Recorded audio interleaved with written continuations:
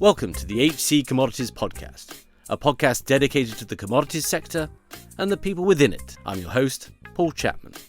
This podcast is produced by HC Group, a global search firm dedicated to the commodities sector. Today we're talking tea. How does tea go from a tree to our cup?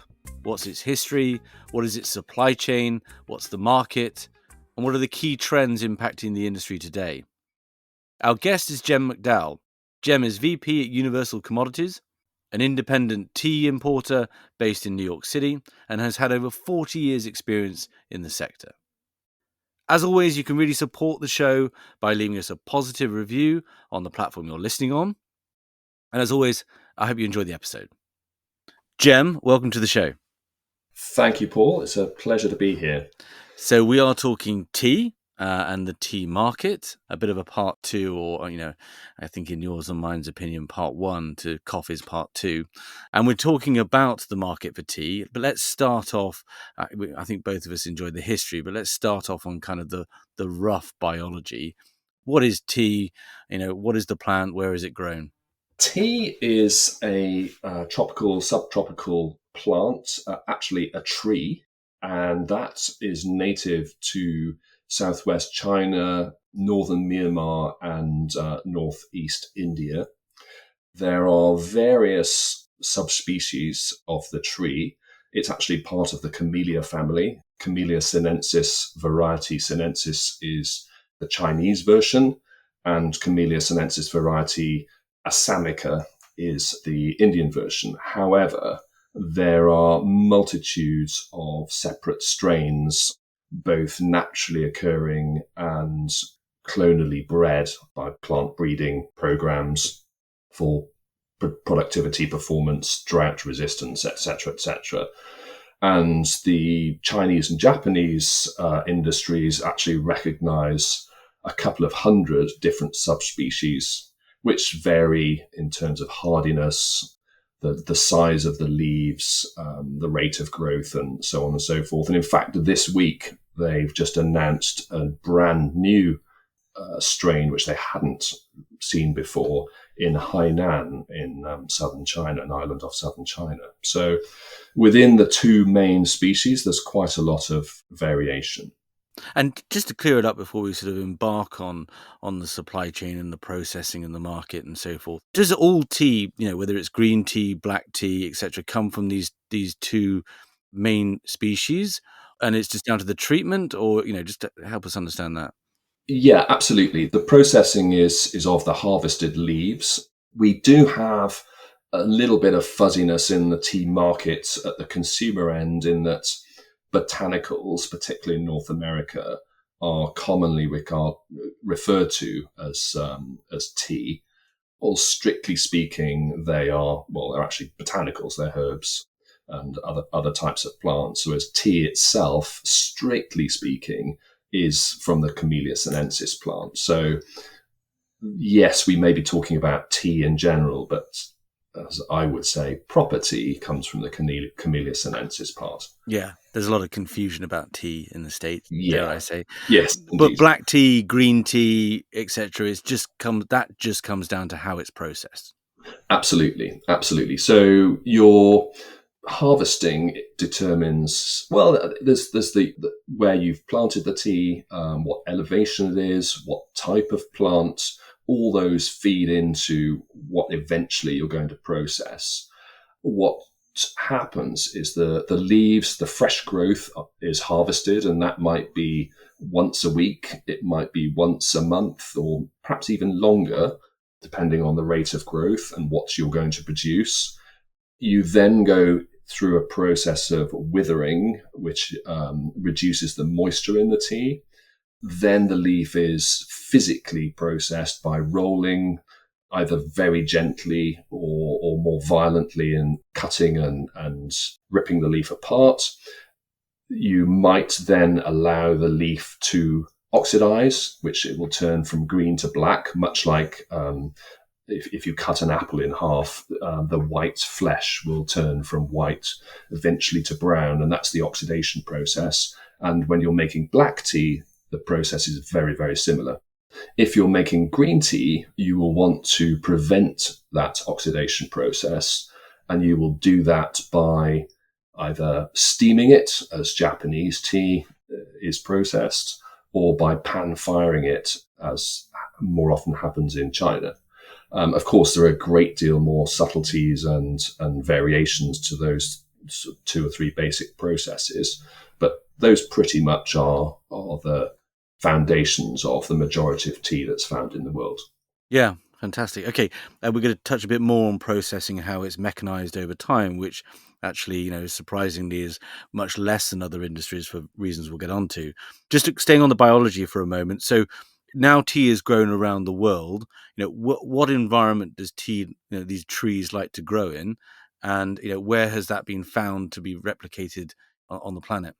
Mostly tea is pretty hardy. It will withstand frost, a mild frost, or even snow. So tea grown in South Africa, Malawi, South America, parts of China, Darjeeling, of course, they will survive quite chilly winters with frost and snow. Of course, that slows the growth, so that it'll be very low, if not no productivity during the winter months. But principally, the bush thrives in a mildly acidic soil with temperatures between 15 Celsius and perhaps as high as 35 Celsius to be productive. Then that you want about 1,215 millimeters of rain evenly spread throughout the year, and that will produce optimum growth. So pretty much between the tropics is good in a moist, warm, wet climate. Which, if you think of places like Assam and Ceylon, Sri Lanka, Kenya, etc., those are typically the ideal places for growing tea. And then let's, I imagine this is the bit we both want to spend sort of an hour on, but we can't. But it's. Can you give us some sense of the history? It's fascinatingly tied up with, the British Empire and as an aristocratic drink and was a spur of innovation in global trade and technology around shipping in particular. There's some fascinating stats there on how quickly these ships could go from India and China back to the UK. Can you just give us some orientation about when people started drinking tea on a kind of industrial scale and how it was shaped the world of commodities at a very early stage?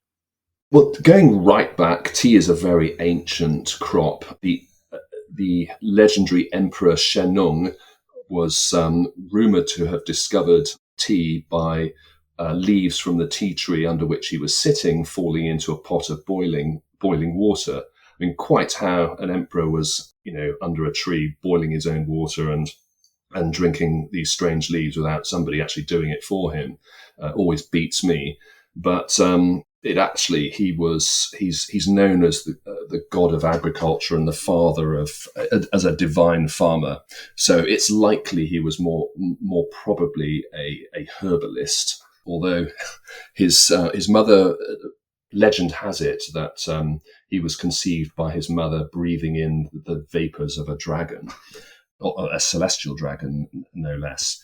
And moving on from there, tea was harvested from the wild. Cultivation came in by the various Chinese civilizations during the intervening couple of thousand years, and we eventually got to organized farming of the plant, and that spread to Japan, to Korea, all over the Far East. And then the Dutch, Portuguese, and British arrived in that part of the world. They found this wonderful drink.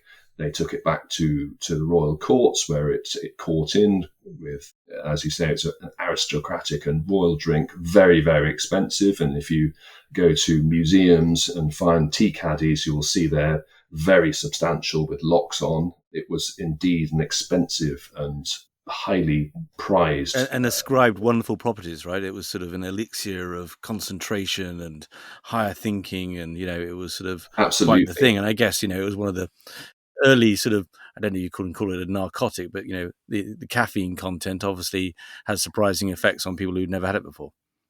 Yes, and you have Samuel Johnson waxing lyrical about how wonderful tea is, and he was rumoured to drink cups and cups and cups every single day, and attributed much of his writing prowess to the powers of tea.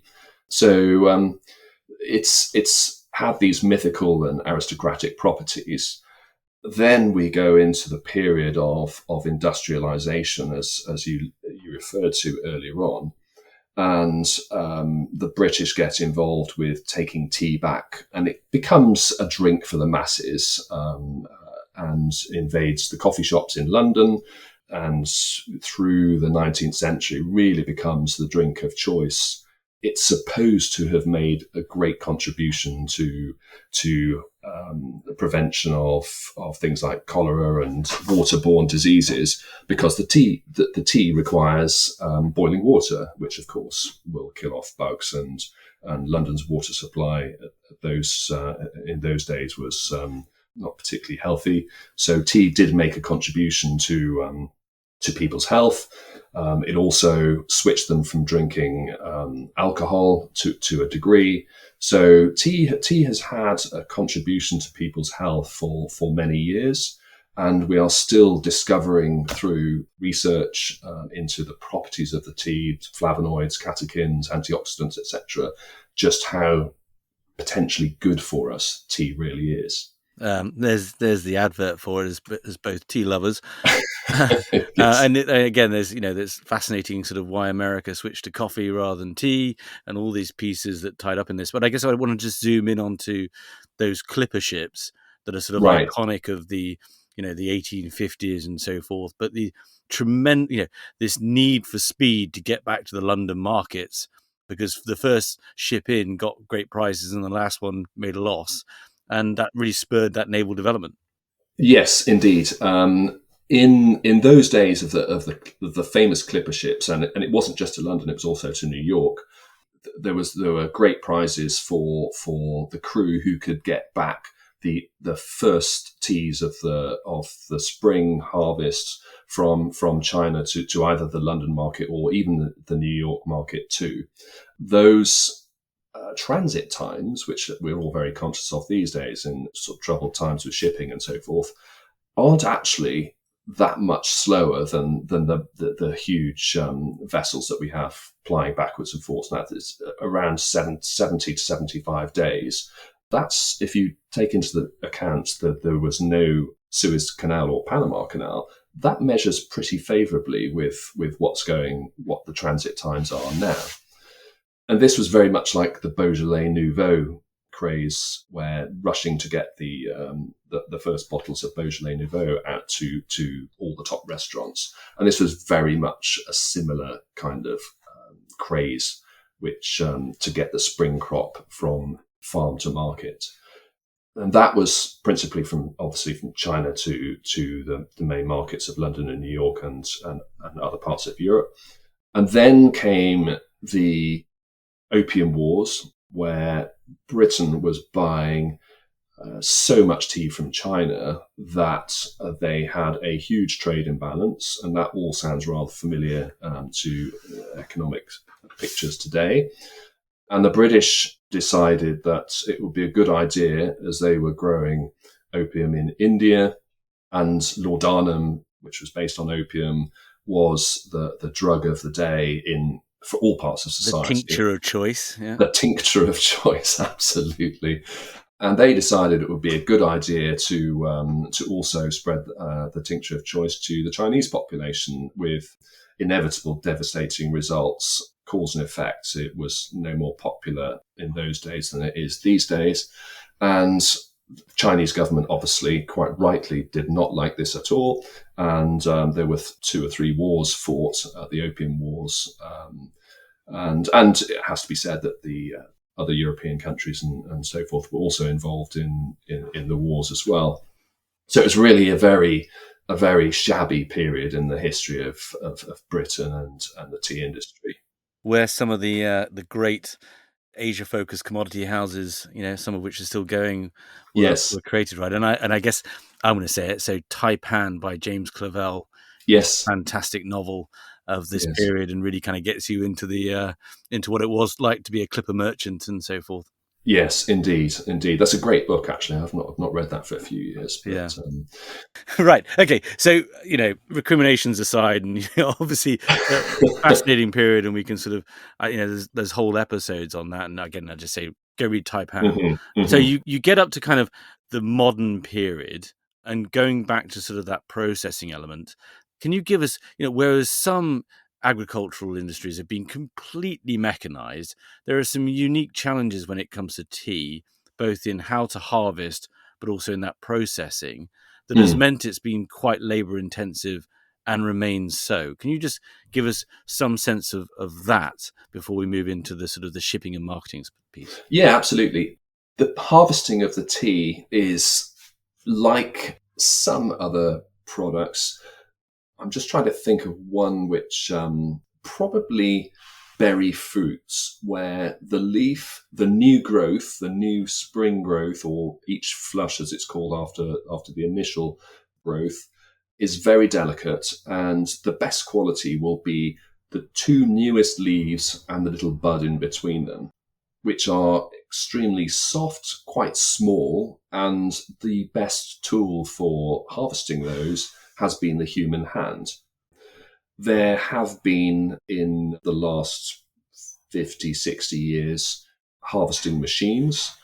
But in reality, if you want high quality product, you still, at the moment, have to use the human hand. There is an exception to that, and that is in Japan, where the types of bush they use and the types of tea that the Japanese makes their harvesting machines, which are extremely sophisticated and also very expensive. They have been very successful in using machine harvesters, and they're much like enormous lawnmowers, and they very slowly travel over the top of the tea bush and harvest the growing leaf. But those particular Japanese tea bushes, the new growth sits very proudly and vertically above the old growth, so it's relatively easy just to skim that off. With larger leaf bushes, the Assamica varieties, that physical standing up straight doesn't occur. The leaf tends to flop with the weight of the leaves on the stem. It tends to flop down. It's much more difficult for a machine to harvest that successfully without taking on the older leaves and the harder leaves, which aren't as good quality. So hand harvesting is still the best way to make the highest quality tea. And right now, actually, we are debating in the industry about how a product which is pretty cheap by anybody's standards in the marketplace, and yet is still hand produced, certainly in terms of bringing the leaf from the field to the factory.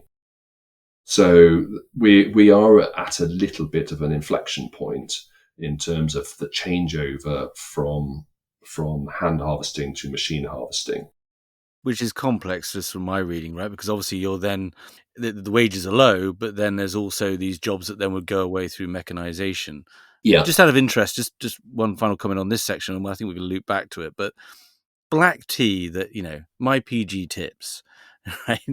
Is that hand harvested, or is that, mechanized? Just roughly speaking, your average tea drinker in the UK, 4 or 5 cups a day, splash of milk, is that hand harvested or not? that will be a combination of both.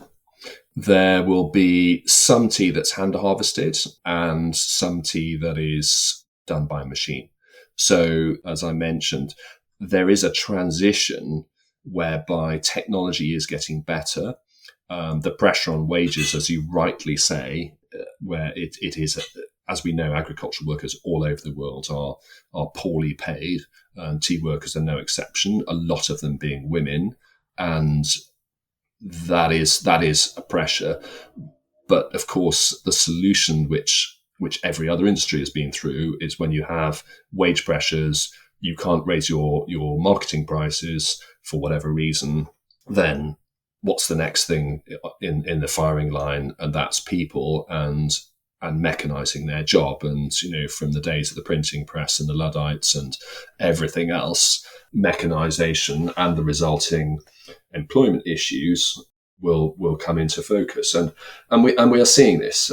There are origins where they grow tea where in fact they can't get labour. So either they've stopped making tea or they've had to use machines. But we will get to the point where mass market tea is all machine harvested and only the very, very top artisan types of tea are going to be hand harvested. Which comes down to, obviously, the tea associations around the world. How do you market that, right? How are you explaining to consumers that hand harvested is a higher quality? I mean, the right ingredients are there, right? In terms of hand harvesting being a higher quality product. You've harvested the tips. That's where that phrase comes from, obviously. Mm-hmm. You're then going through various levels of processing, drying, oxidation, and so forth, maceration, to get to the type of tea you want. And I guess for the purposes of this discussion, let's stay on kind of that mass market tea as sort of the best indicator of the next phase. So, can you talk about shipping and marketing, and then give us some sense of participants in that market? How is it? Are there independent traders? Who's got the power, etc.? The tea market is incredibly fragmented. Even the very largest buyer, which is Lipton, and they've been the largest buyer and seller of tea. They actually own your PG Tips and the Lipton Yellow Label brand, which is their global brand outside the UK, and lots of other brands as well. They are by far the largest, and they still only have around somewhere between 5% of the market in total, if that. So, and the next level down, your Tetleys, your Twinings, etc., they are considerably smaller than that in terms of the volume of tea that they actually sell.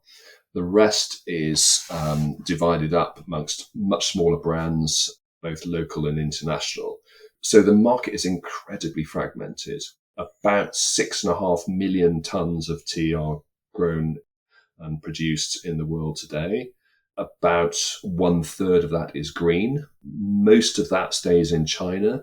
So that's sort of 4.5 million is black tea.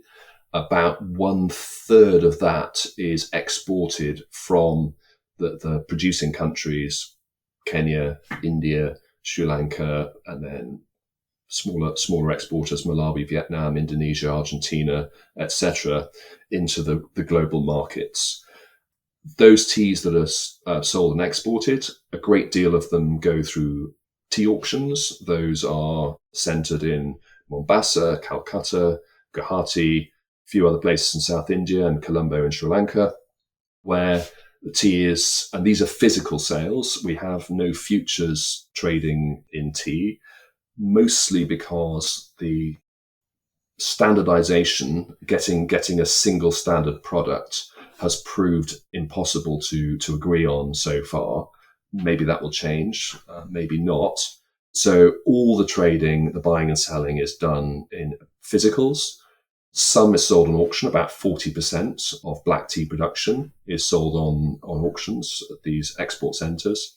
The rest is sold between private contracts, often direct to the brands, if not to a specialist importer or an exporter who will then sell on to the brands themselves. It's quite a short supply chain by most standards. Most brands will have a very clear idea of where their tea is grown and produced.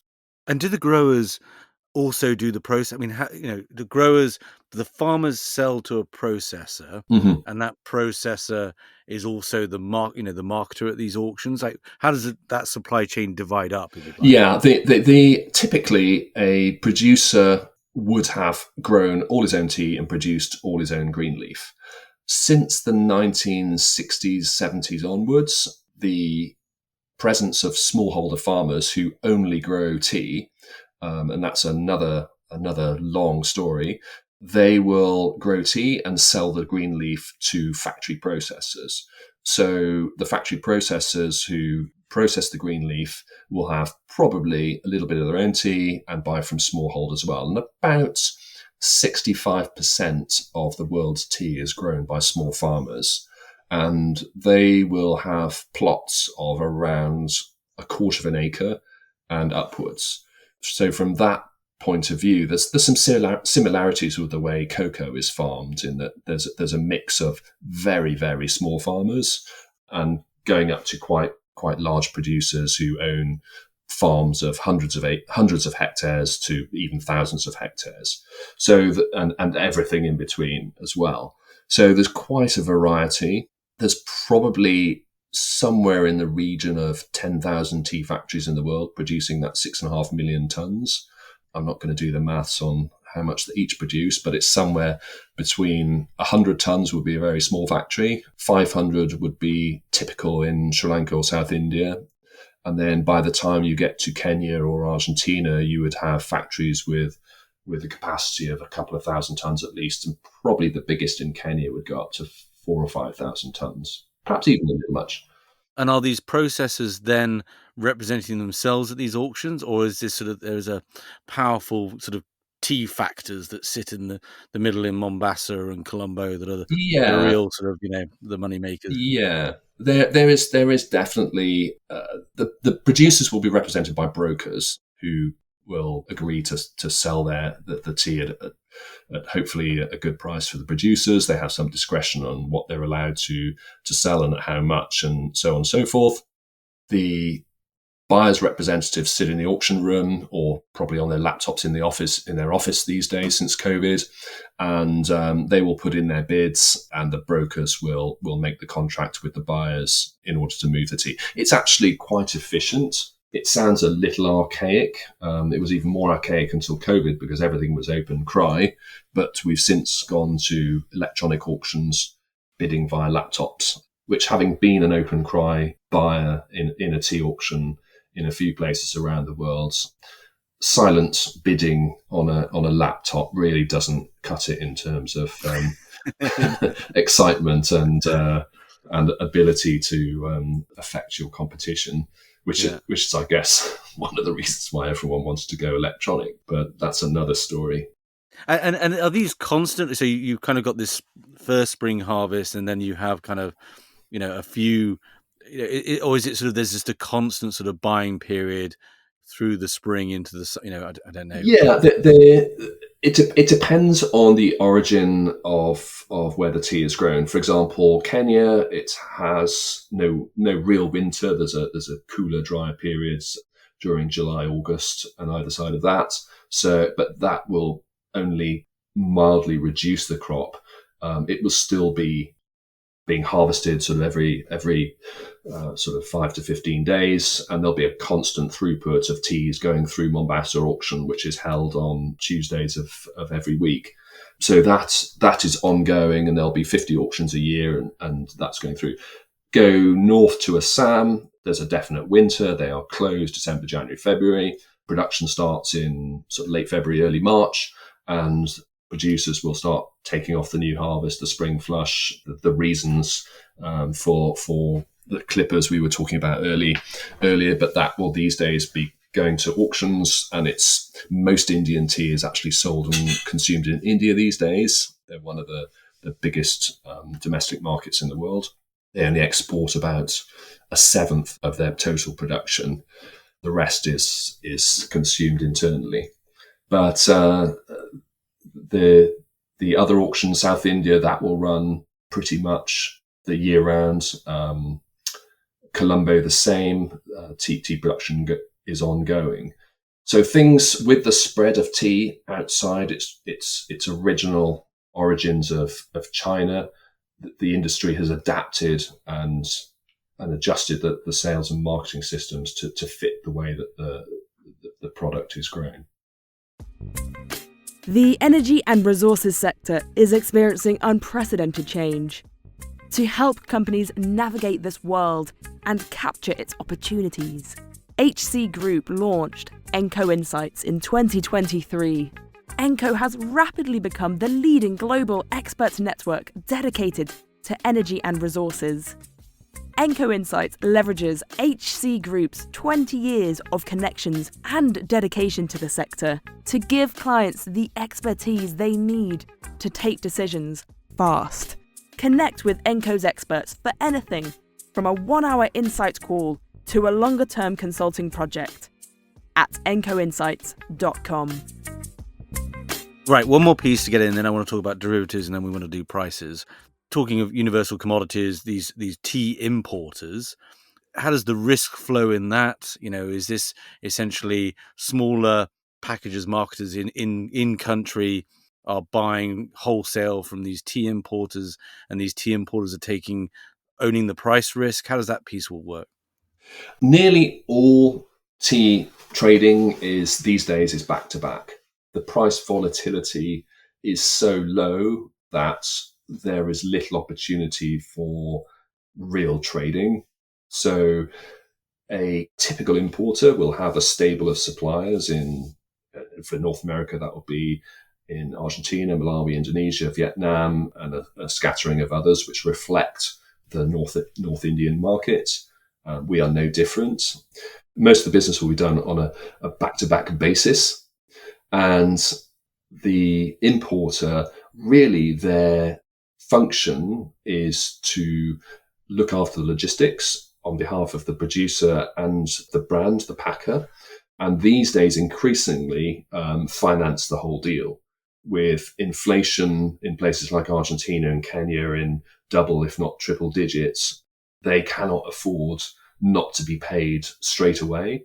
Similarly, brands at this end want to remove working capital and make the stock price look good, and therefore they're quite happy to take finance terms. And that's pretty much how the importing business has evolved in the last 10 to 20 years.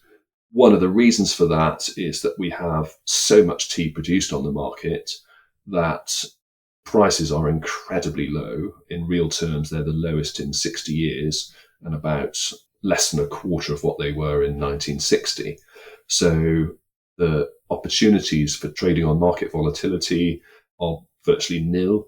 I'd like to note that I think there's a huge opportunity for arbitrage on the basis that 80 PG tips tea bags in London are about £1, but the same box in Texas through specialist importers is about $12.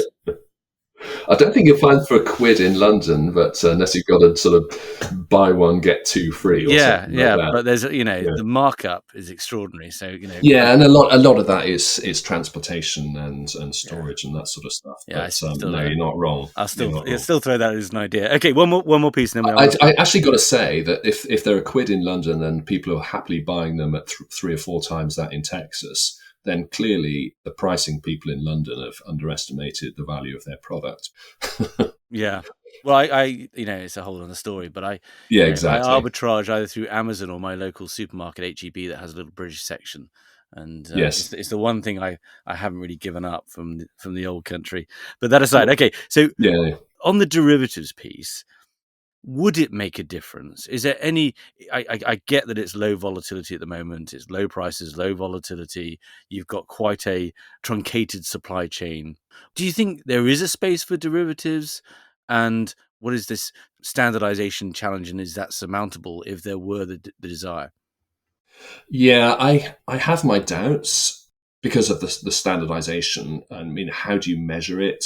I mean, do you go back to the green leaf, 2 leaves and a bud, and that's what's taken into the factory, or do we look at what is coming out at the other end of the factory, a tea bag fannings, which everyone would buy, but again, the industry is so fragmented and diverse. Getting people to agree on these things and then who's going to police it? I mean, the coffee industry has an enormous infrastructure, doesn't it, with grading specialists, qualified graders to ensure that the coffee is the correct grade so that it can be quoted on the international markets. I think that's the way it works anyway. Correct me if I'm wrong. So I don't really see it. And to be quite honest, Paul, we have so many other problems in tea that it's a pretty low one down the priority list. You mentioned before we started sort of ESG issues, and our ESG issues are way in front of the derivatives and futures discussion. I get that. I mean, liquidity could be brought into the market, but I don't know. I really don't know. I'm not convinced, and we have lots of other things to be keeping us busy at the moment. Yeah. Okay. Well, let's end up on those things, which I guess is kind of, as you say, ESG front and center. Given the nature of the supply chain and the challenges there, there's also climate change as well. Yeah. But let's zero in on prices. So tea prices are the lowest adjusted for inflation they've been in 60 years. What's driving that? Is that oversupply? Are consumers drinking less tea? And how is that sort of wringing its way through the supply chain? Yeah, you hit a couple of nails on the head there. We have a product that's incredibly cheap. It's seen as cheap, and in mass market terms. And generally speaking, and I'm not going to overdo this, retailers are resistant to price change, not just with tea, but with many things. And of course, in the last couple of years with inflation around the world, that's proved quite difficult as well, just to get retailers to respond to things like freight rate increases and so on and so forth. So we have a very difficult demand end. Meanwhile, at the other end, we have quite a few different actors, governments, NGOs, even some large corporations getting involved in thinking, let's improve farmers' incomes. To do that, they can plant more tea, and by planting more tea, they can sell more tea, and therefore they get a higher income. Unfortunately, lost in the shuffle of these well-intentioned schemes is, well, who are they going to sell to it, and what's their sales price, and what's the plan? And we have got to the stage where we have a structural oversupply in tea of around about 200,000 tonnes, and that has, in the last 10 to 15 years, has really driven prices down. At the same time, we have incredibly low-paid workers, particularly women in many origins, particularly Asia. And there is a drive by NGOs and governments to say, hey, tea industry, you've got to raise wages. And quite rightly so. There's nobody in the industry who thinks tea workers are poor enough and they don't need to be paid anymore. Nobody thinks that. Everybody knows that we need to pay poor agricultural workers more. And yet we're swamped by oversupply. We can't increase prices at the other end. So we're stuck between a couple of rocks and a hard places. And this is very, very difficult to manage. On the climatic front, tea is hardier than coffee. So we're looking across at coffee in places like Colombia and Brazil and Vietnam and seeing how they're getting on, because they're getting the brunt of it, and we will probably follow pretty soon. We're getting storms and droughts the same way. Tea is a little bit more robust, so we're doing a little bit better than coffee from a production point of view. Cocoa is further down the track in terms of small farmers, really having a really, really tough time from climate change and being. I'm not familiar enough with the cocoa problem to point out what their problems are, but clearly smallholder cocoa farmers in West Africa have got major issues. So we're looking quite nervously at that and thinking, we've got 65% of our tea grown by smallholders. Are we heading for that kind of scenario as well? It's obviously challenging times in tea, right? From a pricing standpoint, from a lot of these issues sitting around ESG. You mentioned the environmental. There's obviously the social aspects about managing mechanization properly. Is this, I don't know, is it sort of, does tea follow classic cycles when it comes to sort of pricing and so forth? And there could be better times ahead, especially if there's sort of a way of communicating the different grades, and kind of like what coffee's done, where you've got a real sort of focus on kind of these higher quality grades and processing? Is that one way out for tea? Yeah, and yeah, I'm sure people listening to date will have sort of thought that, oh God, the industry's dying. It isn't. There are lots of very good brands and companies out there who are trying to reverse some of the trends that we've experienced over the last 15 to 20 years, and higher quality products and premium products is the route that's being taken, and that's only natural in the cycle of any FMCG product, where if the market generally overdoes the value mass market commoditization route, it leaves a huge sort of white space for other brands or other products, other actors to come in and say, hey, your product quality and price and packaging and all the things that go in to make something attractive to consumers aren't what they were, but my new product is. And that's being done actually quite rapidly, some by traditional brands who've realized that there is an opportunity there. And you can see that your favorite PG Tips, which used to be number one in the UK, is now no longer number one. And the number one is Yorkshire tea. And that is purely down to consumer value proposition. Marketing, right? Marketing, but marketing of a good product. Mm. Oh, sorry. Is Yorkshire tea? I mean, I can say this. We're not sponsored by any of them. Is Yorkshire tea a better product than PG Tips? According to the sales in the UK, yes, it is. So I have to be brand agnostic, of course. This might set a long-standing debate in our office on which I'm on the losing side. Well, there you go. You're going to have to get them side by side and blind tasting and all that sort of stuff. Okay, final question. Just on that consumption side, just to sort of nail it. I mean, is consumption growing? Are there, are the British outliers in terms of consumption? Are there surprising stats around that? Can you just give us some sense of where tea is headed itself in terms of consumption? Yeah, absolutely. Tea consumption is growing. It's not growing as fast as we would like. Obviously, that it's never fast enough. Not as fast as the producers would like, because otherwise they wouldn't have 200,000 tons of excess capacity. But tea consumption is growing. Black tea at around about 0.75% a year by volume. Green tea a little bit faster than that. Unfortunately, production of black tea has grown at about 3.5%, so that's why we have the excess. Overall, the British and the Russians, traditionally very big tea drinkers, have gone off tea for whatever reason. Russia, partly depopulation. Russian population has decreased over a period of time. And the British just seem to have lost interest in mainstream tea. Maybe that's product quality related. Maybe that's marketing. Maybe it's demographics. But their consumption has halved in the last 30 years. But there are signs of revival in the better quality specialty sectors. So that is also a factor. Our good friends in the coffee industry have done an excellent job in marketing coffee to the Brits. So have the botanicals and herbal tisanes people. But there is certainly a market for the quality levels of something like Yorkshire tea.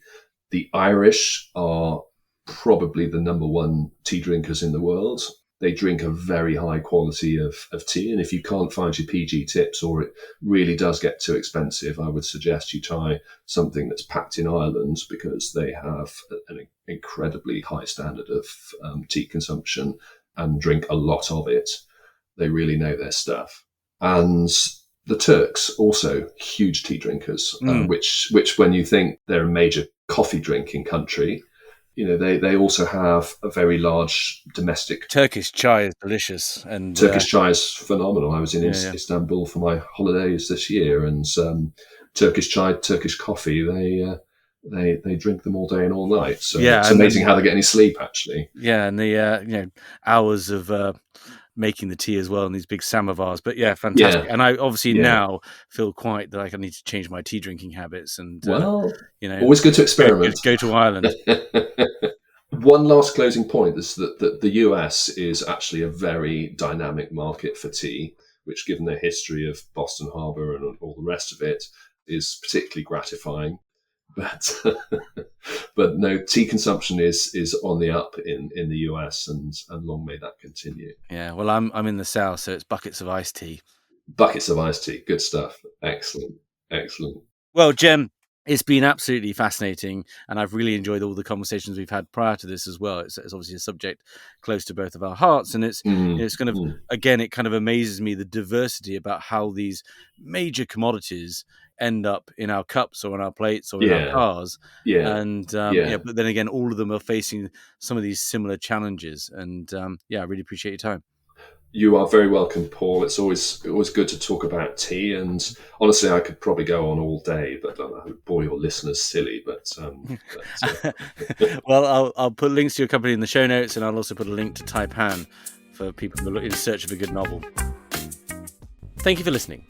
To find out more about HC Group, our global offices, and our expertise in search within the commodities sector, please visit www.hcgroup.global.